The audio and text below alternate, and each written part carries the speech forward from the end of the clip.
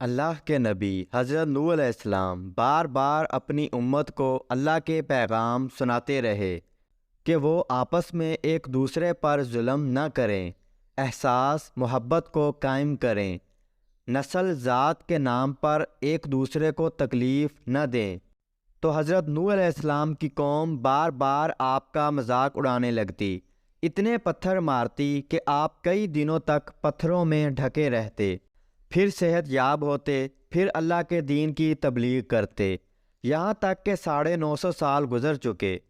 بالآخر اللہ کے نبی حضرت نوح علیہ السلام نے ہاتھوں کو بلند کر کے اللہ کے دربار میں دعا کی کہ اے اللہ، یہ میری امت کبھی ہدایت نہیں پائے گی۔ اے پروردگار، یہ تیرے عذاب کا مذاق اڑاتے ہیں، انہیں دکھا کہ تو کیا طاقت رکھتا ہے۔ اللہ کا حکم حضرت نوح علیہ السلام کے لیے آیا کہ اے نوح، ایک کشتی تیار کر اور اس میں پورے جہان کے چرند پرند کو اور ان انسانوں کو شامل کر جو تم پہ ایمان لے آئے۔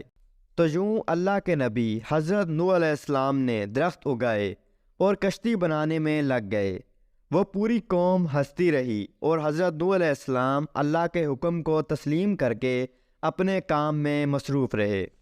تقریباً 100 سال کے بعد وہ کشتی تیار ہو گئی اور حضرت نوح علیہ السلام تمام چرند پرند کے جوڑوں کو کشتی میں سوار کر ہی رہے تھے کہ اتنی دیر میں سانپ اور بچھو آپ کی خدمت میں حاضر ہوئے اور کہنے لگے، اے اللہ کے نبی، اس نجات کی کشتی میں ہمیں بھی سوار کرو۔ اللہ کے نبی حضرت نوح علیہ السلام نے فرمایا، تم تو انسانوں کو تکلیف دیتے ہو، ان کو کاٹتے ہو۔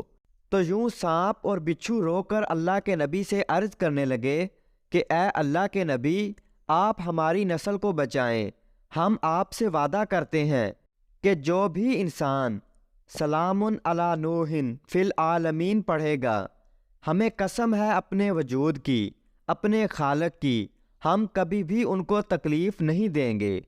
اس وعدے کے بعد اللہ کے نبی حضرت نوح علیہ السلام نے سانپ اور بچھو کے جوڑوں کو بھی کشتی میں سوار کر دیا۔ اس نجات کی کشتی میں جو انسان سوار ہوئے، جو مخلوقات سوار ہوئی، سوائے ان کے سب اللہ کے عذاب کے سبب تباہ ہو گئے۔ طوفان تھمنے کے بعد اللہ کے نبی حضرت نوح علیہ السلام نے زمین کو پھر سے آباد کیا، ہر مخلوقات زندگی بسر کرنے لگی۔ لیکن اس آیت کو کسی بھی حیوان نے آج تک نہیں بھلایا، اور اللہ پاک نے اپنی کتاب کی سورہ صافات میں اس آیت کو محفوظ کر دیا۔